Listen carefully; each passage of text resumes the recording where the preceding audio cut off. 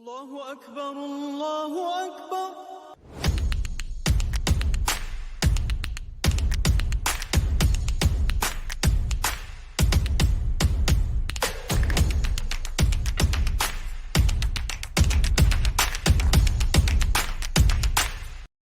رمضان كريم. السلام عليكم ورحمه الله تعالى وبركاته. كي دايرين؟ لاباس عليكم؟ كلشي بخير؟ نتمنى ان شاء الله تكونوا بخير وعلى خير وفي افضل حال. مرحبا بكم معايا في فيديو جديد. اليوم ان شاء الله يا ربي غادي نوجدوا جوج شكيلات الحلوى. الصراحه البنات هاد الشكيلات كيجيو غزالين وساهلين ومقادير بساط. المهم ما نطولش عليكم وندوزوا المقادير على بركه الله. كنحتاجوا شويه د الملحه، 400 غرام ديال الدقيق، 125 غرام ديال الزبده، ومعلقه ديال السكر كلاصي، والماء زهر لجمع العجين. كناخذوا اناء كنديروا فيه الدقيق، كنزيدوا عليه قبيصه ديال الملحه، كنزيدوا معلقه ديال السكر، وكنبدا كنجمع العجين على هذا الشكل هذا. كنجمعو مزيان بديك الزبده حتى كتذوب ما كتبقاش. وهنا بالنسبه للماء زهر البنات راه تقدروا تزيدوا معاه الماء، انا غادي نجمعها غير بالماء زهر بوحدو، نتوما تقدروا تزيدوا الماء معاه. كنستمر حتى كيولي عندي الخليط على هذا الشكل هذا.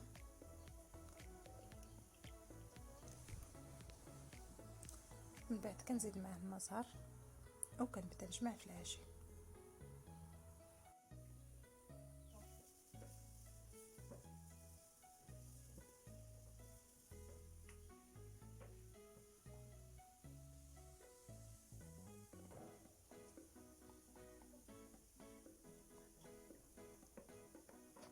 وكنستمر على هذا الشكل هذا حتى كنجمع العجين مزيان كيف ما كتشوفوا معايا. كنقادها على هذا الشكل وكنديرها في بلاستيك غذائي، كنخليها على جنب ترتاح وندوزو باش نوجدوا الحشو. كنحتاجوا 500 غرام ديال الكاوكاو محمر ومقشر على هذا الشكل هذا، و150 غرام ديال السكر سنيده. نطحنوهم ونعاودو نطلقوه. من بعد ما طحنتهم كيف ما كتشوفوا معايا بزوج، انا ما خليتوش تطحن حتى طلق داك الزيت ديالو، غير تعلكات ليا الكاوكاو والسكر وصافي. كنخليه على جنب وكنجبد العجين، كنقطعها على شكل كويرات صغار اللي نقدر نتحكم فيهم. كنغطيهم بلاستيك غذائي وكنبدا نطلق في العجين الاول. كما كتشوفوا معايا كنرش شويه ديال الدقيق على سطح العمل باش ما تلصقش ليا العجين.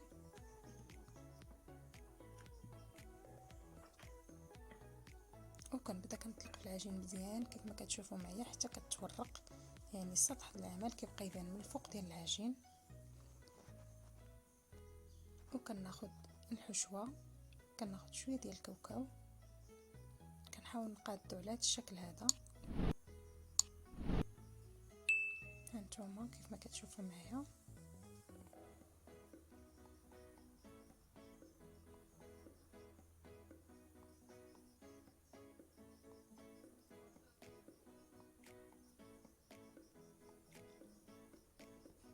وكنبدا كنلوي عليه العجين على هذا الشكل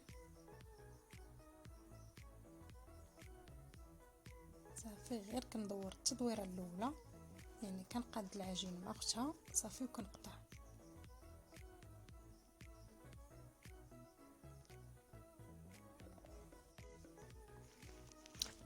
من بعد كناخذ سكين كنقطع جوج ديال القطيعات صغار والثالثه كنقطع العجين. هانتوما كيف ما كتشوفوا معايا على هذا الشكل هذا. من بعد راني كنبرك عليها في الوسط ديالها باش هكا كتعطي واحد التشكيل اللي زوين. كنستمر على هذا الشكل. هانتوما كيف ما كتشوفوا معايا التقطيعه الاولى والثانيه والثالثه كنقطعها وكنبرك عليها في الوسط. هانتوما طريقه سهله وبسيطه البنات، بلا مرشم بلا والو، كيجي المنظر ديالها زوين بزاف.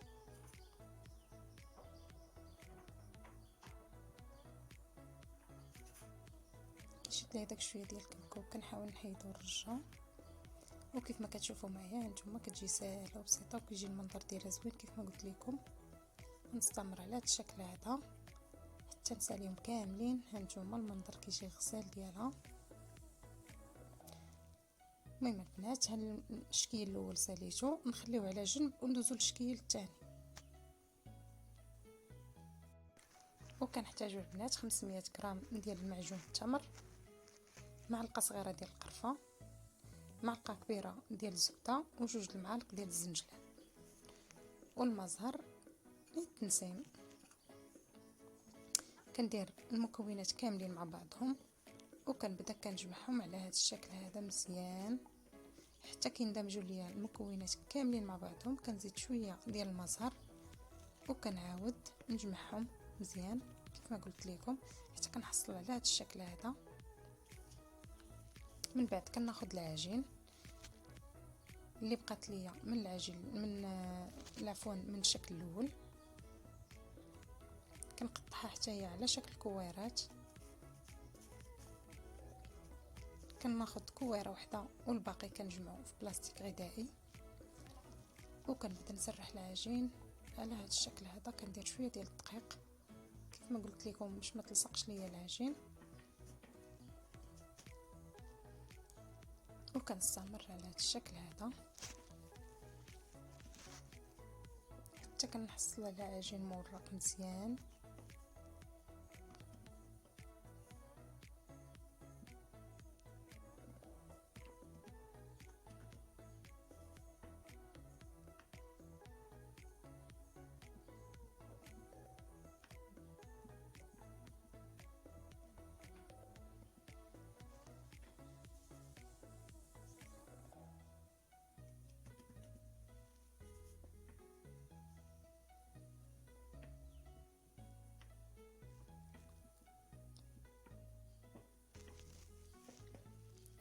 ومن بعد كنبدا ناخذ الحشوه ديال التمر وكنبدا نقاد هكا على هذا الشكل هذا فوق العجين. ومن بعد كنبدا نطوي عليها العجين كيف ما كتشوفوا معايا على هذا الشكل هذا بطريقه سهله.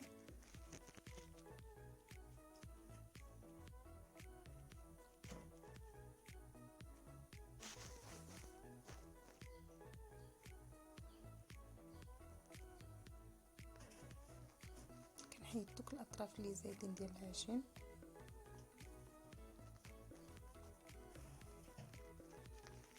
وكنبدا كنقطع فيها على شكل اصابع على هذا الشكل هذا.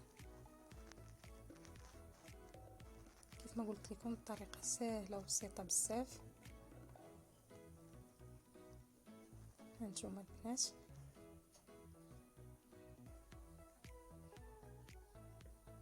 طريقه سهله بزاف ولكن كيجيو لذاذ. انا متاكده ان شاء الله الا جربتوهم غادي ينالوا اعجابكم. وكنعاود نفس العمليه، كندير الحشوه ديال التمر وكنجمعها بالعجين على هذا الشكل هذا.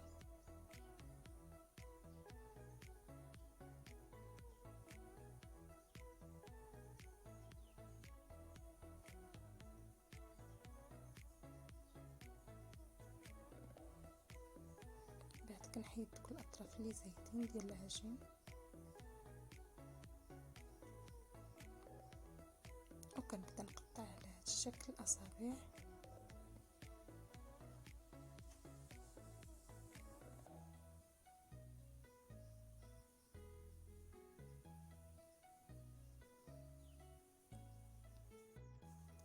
انا غنستمر على هذا الشكل هذا البنات حتى نسالي العجين ديالي كامله.